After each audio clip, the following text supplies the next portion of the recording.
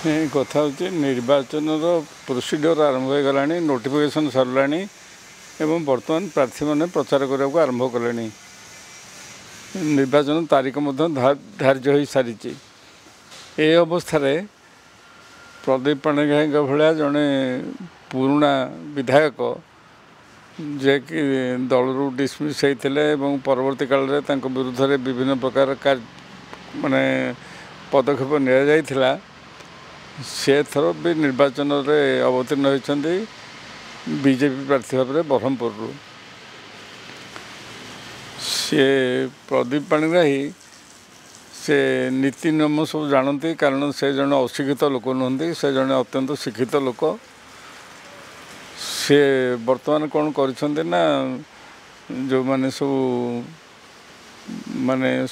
ସରକାରୀ ଦଳର ଲୋକମାନଙ୍କୁ ତଥା ନିର୍ବାଚନ ଦାୟିତ୍ୱରେ ଥିବା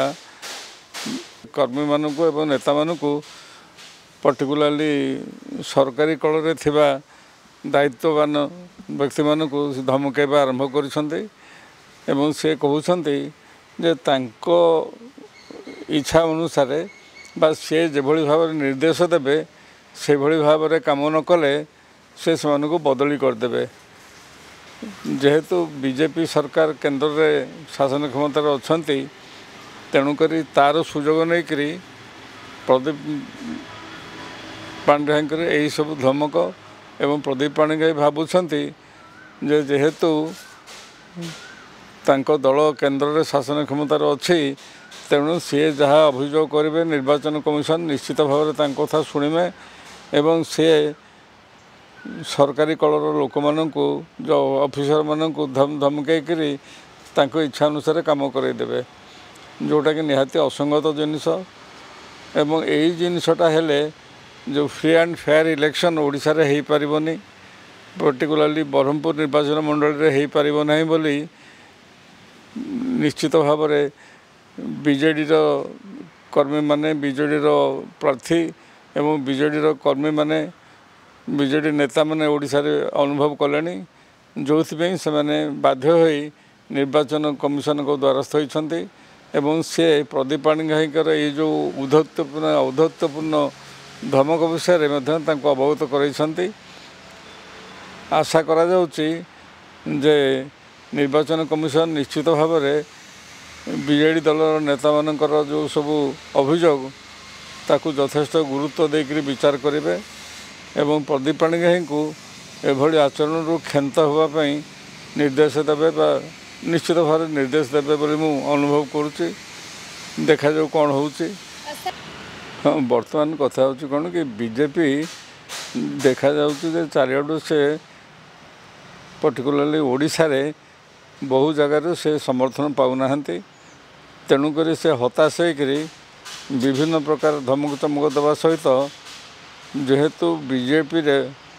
ମହିଳା କର୍ମୀଙ୍କ ସଂଖ୍ୟା କମ୍ ଅଥଚ ବିଜେଡ଼ିରେ ମହିଳା କର୍ମୀଙ୍କ ସଂଖ୍ୟା ବହୁତ ଅଧିକ ଏବଂ ରାଜ୍ୟର ବହୁ ମହିଳା ବିଜେଡ଼ି ଦଳ ଦ୍ୱାରା ଉପକୃତ ହୋଇଥିବାରୁ ଏବଂ ବିଜେଡ଼ି ସରକାରଙ୍କଠୁ ଉପକୃତ ହୋଇଥିବାରୁ ସେମାନଙ୍କ ପ୍ରତି ଅନୁରକ୍ତ ଅଛନ୍ତି। ତେଣୁକରି ସେମାନଙ୍କୁ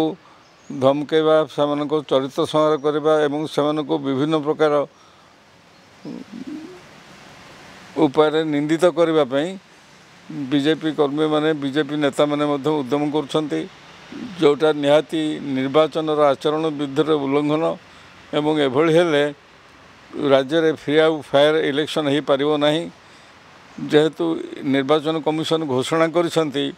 ଯେ ଏଥର ଫ୍ରି ଆଣ୍ଡ ଫେୟାର ଇଲେକ୍ସନ୍ ନିଶ୍ଚିତ ଭାବରେ କରାଯିବ ବୋଲି, ତେଣୁକରି ସେହି ଆଶା ନେଇକରି ବିଜେଡ଼ି କର୍ମୀମାନେ ଯାଇକରି ଅଭିଯୋଗ କରିଛନ୍ତି, ବିଜେଡ଼ି ନେତାମାନେ ମଧ୍ୟ ଅଭିଯୋଗ କରିଛନ୍ତି ନିର୍ବାଚନ କମିଶନ ନିକଟରେ ଯେ ଯେଭଳି ଭାବରେ ବିଜେପିର କିଛି ନେତା ଓ କିଛି କର୍ମୀ ମହିଳା ଭୋଟରମାନଙ୍କୁ ଧମକାଉଛନ୍ତି ଏବଂ ପର୍ଟିକୁଲାରଲି ଯେଉଁ ମହିଳାମାନେ ବିଜେଡ଼ି ଦଳ ତରଫରୁ କାମ କରୁଛନ୍ତି, ବିଜେଡ଼ି ଦଳ ତରଫରୁ ପ୍ରଚାର କରୁଛନ୍ତି ଏବଂ ବିଜେଡ଼ି ଦଳ ପ୍ରତି ଯେଉଁ ମହିଳାମାନଙ୍କର ଅଛି ଅନୁରକ୍ତି ଅଛି ଏବଂ ବିଶ୍ୱାସ ଅଛି, ସେହିଭଳି ମହିଳାମାନଙ୍କୁ ସେମାନେ ଧମକାଇକରି ତାଙ୍କୁ ବିଜେଡ଼ି ଦଳରୁ ବିମୁଖ କରିବା ପାଇଁ ମଧ୍ୟ ଉଦ୍ୟମ ଚାଲିଛି जोड़ा निहाती निंदनीय एवं से विषय नहीं निर्वाचन कमिशन निकटरे बीजेपी दलर गोटे टीम जाकि अभियोग कर आशा करा जाउछि जे निर्वाचन कमिशन जे राज्य में फ्री और फेयर इलेक्शन पे संकल्पबद्ध प्रतिज्ञाबद्ध से निश्चय ए बाबद तुरंत दृढ़ पदक्षेप नेबे।